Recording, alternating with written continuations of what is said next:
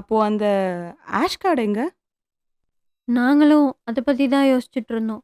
ஆனா அதுக்கு முன்னாடி ஆமா, அந்த ஆஷ் கடைங்க. ஒரு நிமிஷம் எல்லாரும் நல்லா யோசிச்சு பாருங்க. அந்த குக்கீஸில் இருக்க க்ளூவை மட்டும் நம்ம கண்டுபிடிக்கலனா இப்போ இந்த இடத்துக்கு நம்ம வந்திருக்க முடியாது. ஸோ அந்த கெஃபே ஒரு கேம் தான். என்னது? எனது என்ன சொல்றீங்க? நம்ம ஏதோ மிஸ் பண்ணுறோம். ஒரு நிமிஷம். எல்லாரும் உங்களுக்கு கிடைச்ச பேப்பர் எடுங்க. நான் உடனே எங்க எல்லா பேப்பரையும் வாங்கி அத ஒண்ணா சேர்த்து ஒண்ணு கண்டுபிடிச்சேன். Wait wait wait wait wait.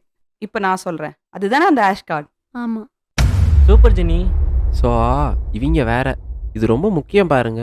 இதுலேருந்து வெளியே போகிறதுக்கு வழி இருக்கான்னு பாருங்க. ஆமால, நானும் ஒரு இன்ட்ரெஸ்ட்ல மறந்துட்டேன்.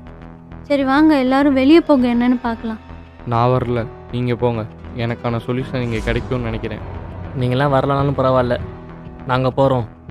இப்படிலாம் எங்களால் சாக முடியாது. அப்படி சிவா சொன்னதும் இந்த பில்டிங்கோட கதவு கிட்ட போக ஆரம்பிச்சோம். அங்க போய் பார்த்தா அந்த கதவு கிட்டத்தட்ட ஒரு 15 அடி உயரமா இருக்கும். அதை நாங்க 3 பேரும் சேர்ந்து திறக்க ட்ரை பண்ணோம். என்னடா இந்த கதவை திறக்கவே முடியல. இன்னும் கொஞ்சம் ட்ரை பண்ணுங்க. கண்டிப்பாக இங்கிருந்து போய் ஆகணும். நாங்க எல்லாரும் கஷ்டப்பட்டு அதை திறக்க ட்ரை பண்ணிட்டு இருக்கும்போது திடீர்னு டைமரோட சத்தம் கேட்டுச்சு. நாங்க எல்லாரும் டக்குன்னு திரும்பி பார்த்தா அங்க இருந்து டிஜிட்டல் கிளாக்ல 45 செகண்ட்ஸ்ல இருந்து டைம் காமிச்சிட்டு இருந்துச்சு. அங்க நாங்க நிக்கிற ஒவ்வொரு நிமிஷத்துக்கும் அந்த இடமே குளிராக ஆரம்பிச்சிருச்சு. ஐயோ, என்னால் குளிர தாங்கவே முடியலையே. இந்த ஜாக்கெட்டுக்கு மேலே குளிருதே. ஐயோ சிவா, அவங்க வாட்டர் பாட்டிலை பாருங்க. அதில் இருக்கிற தண்ணியே ஐஸ் கட்டி ஆகிடும் போல. இப்போ நீங்கள்லாம் வரீங்களா இல்லையா? நம்ம இப்படி இங்கே நின்று பேசிக்கிட்டே இருந்தோன்னா இந்த குளிரில் உறைஞ்சே செத்து போயிடுவோம். எல்லாரும் கொஞ்சம் அங்கே பாருங்க, அந்த கதவு கொஞ்சம் கொஞ்சமாக பூட்டிக்கிட்டு இருக்கு. அதை தான் நானும் சொல்கிறேன். இங்கேருந்து உறைஞ்சு போகிறதுக்கு எல்லாரும் வெளியே போய் ட்ரை பண்ணலாம். வாங்க. இவங்க இப்படி சண்டை போட்டுட்டு இருக்கும்போதே நானும் சுந்தரமும் எந்த பக்கம் போறதுன்னே தெரியாம முழிச்சிட்டு இருந்தோம். அங்க டைமர் வேற குறைஞ்சிட்டே இருந்துச்சு. இப்போ நீங்கள் வர போறீங்களா இல்லையா? எப்பா, நான் அடுத்த லெவலுக்கே வரேன்ப்பா. இப்படிலாம் என்னால் சாக முடியாது. சிவா, அந்த டோரை திறக்கவே முடியாது போல. வாங்க நம்ம அடுத்த லெவலுக்கே போயிடலாம். இன்னும் கொஞ்சம் ட்ரை பண்ணா இந்த கதவை திறந்துடலாம். வாங்க ஜெனி, நம்ம போயிடலாம். சிவா, தயவு செஞ்சு நான் சொல்றது கேளுங்க. ஐயோ, ஏன் யாருமே நான் சொல்றதை புரிஞ்சுக்க மாட்டீங்க? சிவா அப்படி கத்திட்டு இருக்கும் போதே நான் அவன் கையை பிடிச்சி இழுத்துட்டு போக ஆரம்பிச்சேன். ஜாக்கும் சுந்தரமும் எங்களுக்கு முன்னாடியே அந்த ரூம்குள்ள போயிட்டாங்க. என் கையை விடுங்க ஜெனி, நான் போறேன்.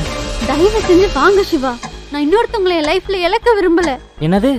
இப்போ நீங்க என்ன சொன்னீங்க? அந்த இடத்துல இருந்து சிவா கையை பிடிச்சி இழுத்துட்டு அந்த ரூம்குள்ள போக டைம் முடிஞ்சு கரெக்டா கதவு பூட்டிடுச்சு. ஐயோ, இந்த ரூமில் என்ன வெள்ளங்க இருக்குன்னு தெரியலையே. இங்கே பாருங்க, எல்லாரும் நல்லா கேட்டுக்கோங்க.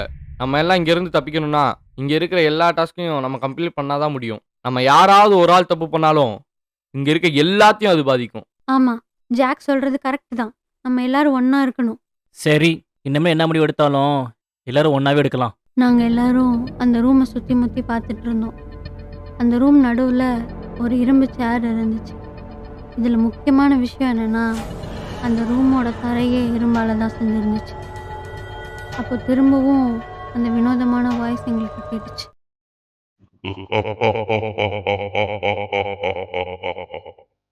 Well done, guys. நீங்க செகண்ட் லெவலை கம்ப்ளீட் பண்ணிட்டீங்க. உங்களுக்கான அடுத்த ரவுண்ட், உங்க 4 பேர்ல ஒரு ஆள் முன்னாடி வந்து அந்த சேர்ல உட்காரணும். மித்த 3 பேரும் அவங்க இருக்கிற இருமொழி வரை பிடிச்சி இழுக்கணும்.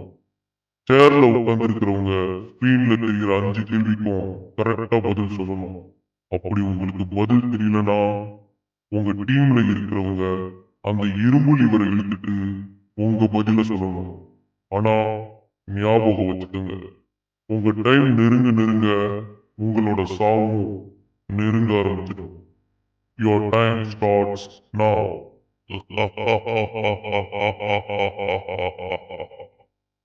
சரி, எல்லாருக்கும் ரூல்ஸ் புரிஞ்சதில்ல? நான் போய் அந்த சேரில் உட்காரேன்.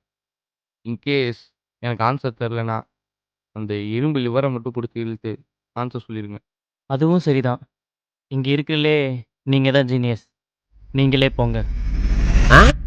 அப்புறம் நாங்களா பிள்ளையாரு? இங்க பாருங்கப்பா, போன வாட்டியே கடைசியா சொல்லி சாக பார்த்தேன். இந்த வாட்டி நான் தான் ஃபர்ஸ்ட் போவேன். அப்படி எனக்கு ஆன்சர் தெரியலன்னா அந்த லிவரை இழுத்து ஆன்சரை சொல்லுங்க. அப்புறம் என்ன? சுந்தரம், இது விளையாட்டு காரியம் இல்ல. இதுதான் தேர்ட் கார்டுக்கான கேம். ஸோ அவ்வளோ ஈஸியாலாம் கம்ப்ளீட் பண்ண முடியாது. ஆமாம், இது அவ்வளோ ஈஸியாக இருக்க போகிறதில்ல. அதெல்லாம் நாங்க பார்த்துக்குறோம். நாங்க பார்க்காத கேம்மா. இப்போ பாருங்க, இந்தாப்பா கட்டை குரல். நான் தான் இந்த சேரில் உட்காடுறேன். நம்ம ஆளுங்க நம்மளுக்கு ஹெல்ப்பு. கரெக்டாக இருந்தா வரட்டா. இந்தாம்மா ஜெனி வரட்டா. நீலாம் திருந்தவே மாட்டல. என்னமோ டாஸ்க் கம்ப்ளீட் பண்ணால் போதும். ஜாக், இன்கேஸ் அவனுக்கு ஆன்சர் தெரியலனா நம்ம ஹெல்ப் பண்ணலாம். ஓகேவா? சரி, ஓகே, வாங்க லிவர் கிட்ட போகலாம். சுந்தரம் சேர்ல உட்காந்ததும் அவனோட கையில் அந்த சேர்ல இருக்கிற சங்கிலியில் அவன் கையை பூட்டிக்கிட்டான். நாங்கள் எல்லாரும் ஸ்க்ரீன் முன்னாடி இருக்கிற லிவர் கிட்ட போய் டைமர் ஸ்டார்ட் ஆக வெயிட் பண்ணோம்.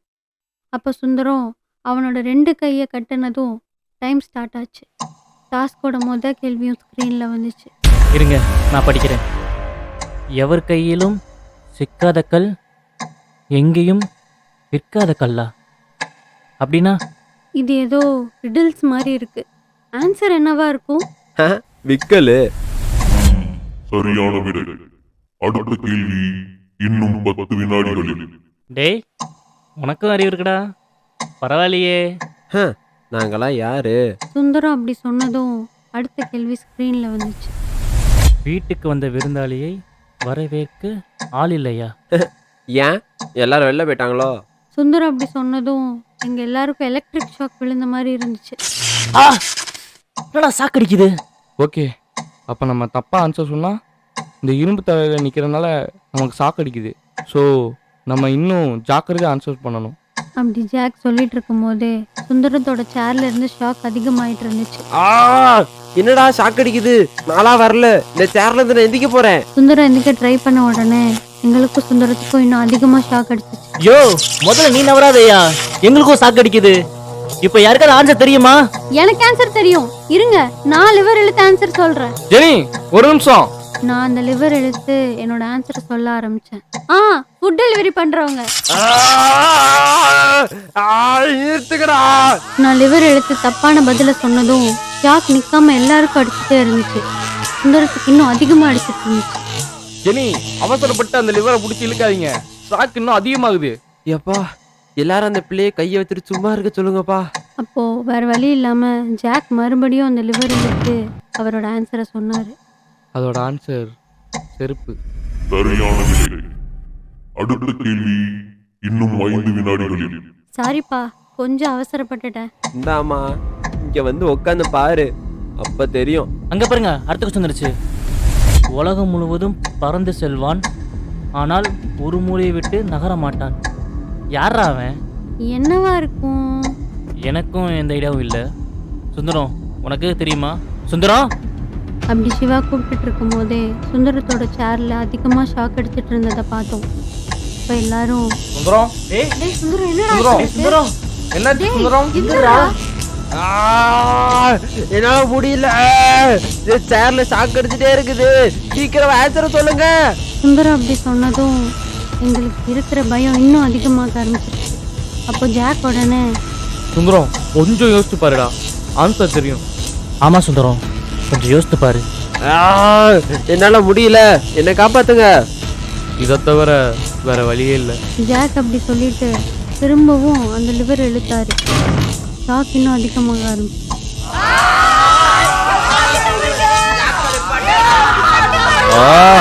Answer postal stamp. சரியான விடை. அடுத்த கேள்வி இன்னும் 10 வினாடிகளில்.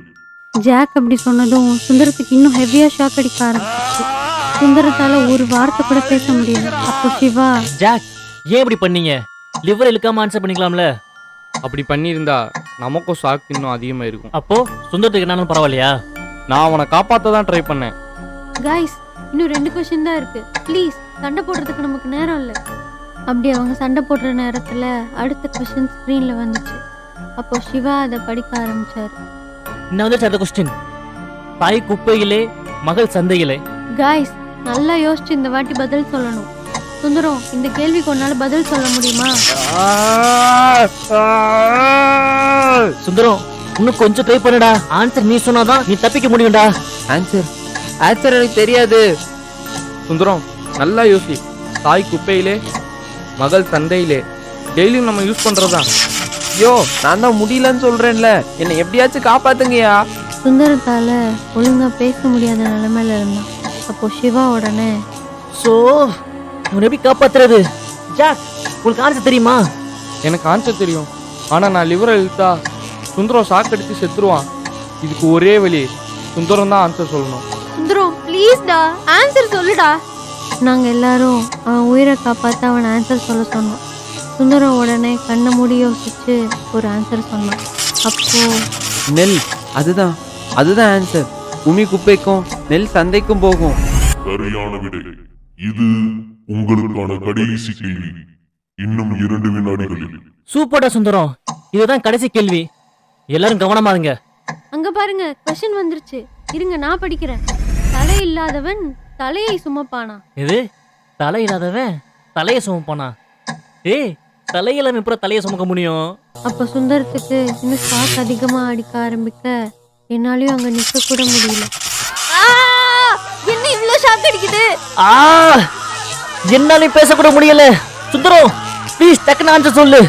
சிவா அப்படி சொல்லிட்டு சுந்தரத்தை பார்த்தா சுந்தரத்தோட கையும் காலும் உதறிட்டு இருந்துச்சு. சுந்தரமும் பேச்சு மூச்சு இல்லாம இருந்தான். சுந்தரம், சுந்தரம் என்னாச்சு உங்களுக்கு? ரிப்ளை பண்ணுங்க. டேய், சாக்கடை படுகிறேன், என்னால முடியல. இந்த சாக்கால என்னால் யோசிக்க கூட முடியலையே. ஜாக், நீங்க தான் ஆன்சர் சொல்லணும். ப்ளீஸ் இந்த லிவர் இழுத்து ஆன்சர் சொல்லுங்க. ஜெனி, என்ன சொல்றீங்க நீங்க? இன்னும் ஒரு வாட்டி லிவர் இழுத்தா சுந்தர் செத்துருவான். நமக்கு இதை தவிர வேற வழி தெரியல. டைம்குள்ள ஆன்சர் சொல்லலைன்னா நம்ம எல்லாரும் சாக வேண்டியதுதான். அங்க ஷாக்னால எங்களால ஒழுங்கா பேச முடியல. அப்போ ஜாக் ஆன்சரை கண்டுபிடிச்சு அந்த லிவர் கிட்ட போய் இழுக்க ட்ரை பண்ணாரு. அந்த பக்கம் சுந்தரம் கை கால் வரைச்ச நிலையில பேச்சு மூச்சு இல்லாம கிடந்தாரு. எங்களை மறுத்து சுந்தரம். ஜாக், அந்த லிவர் இழுத்து ஆன்சர் சொல்லுங்க. சிவா அப்படி சொன்னதும் ஜாக் அந்த லிவர் இழுத்து ஆன்சர் சொன்னார். பில்லோ, அதாவது தலையணை, அதான் ஆன்சர். சரியான விடை. நீங்க லெவல் 3 கம்ப்ளீட் பண்ணிட்டீங்க. உங்களோட கார்டு அந்த சேர் கிட்ட இருக்கிற பெட்டியில இருக்கு. எல்லாருக்கும் அடிச்சிட்டு இருந்த ஷாக் நின்றுச்சு. ஆனா சுந்தரத்தோட சேர்ல இருந்த ஷாக் ஹெவி வோல்டேஜால அடிச்சு அவனை சேரோட தூக்கி எறிஞ்சிருச்சு. ஐயோ சுந்தரம், உனக்கு என்னாச்சு? டேய், வாங்க எல்லாரும் அவனுக்கு போய் என்னாச்சுன்னு பார்க்கலாம். நாங்க எல்லாரும் ஓடி போய் அவனை தூக்கணும். ஆனா சுந்தரம் பேச்சு மூச்சு இல்லாம இருந்தான். வழக்கம் போல ரொம்ப நேரம் ஆனதுனால எங்களோட ரூம் குளிர ஆரம்பிச்சிருச்சு. அடுத்த ரூம்க்கான டோர் திறந்துச்சு. அவனை தூக்கிட்டு நீங்கள் அடுத்த ரூம் போங்க, நான் கார்டை எடுத்துகிட்டு வரேன். அப்போ நானும் சிவாவும் சுந்தரத்தை தூக்கிட்டு அடுத்த ரூமுக்கு போனோம். ஜாக் அந்த 3rd கார்டை எடுத்துட்டு எங்கள் பின்னாடியே அடுத்த ரூமுக்கு வந்தார். அச்சிச்சோ, என்ன ஜெனிஃபர் சொல்றீங்க? ஹை வோல்டேஜ் அடிச்சதால சுந்தரம் பறந்து போய் விழுந்துட்டாரா? அப்போ சுந்தரம் உயிரோட இருக்காரா இல்ல செத்துட்டாரா?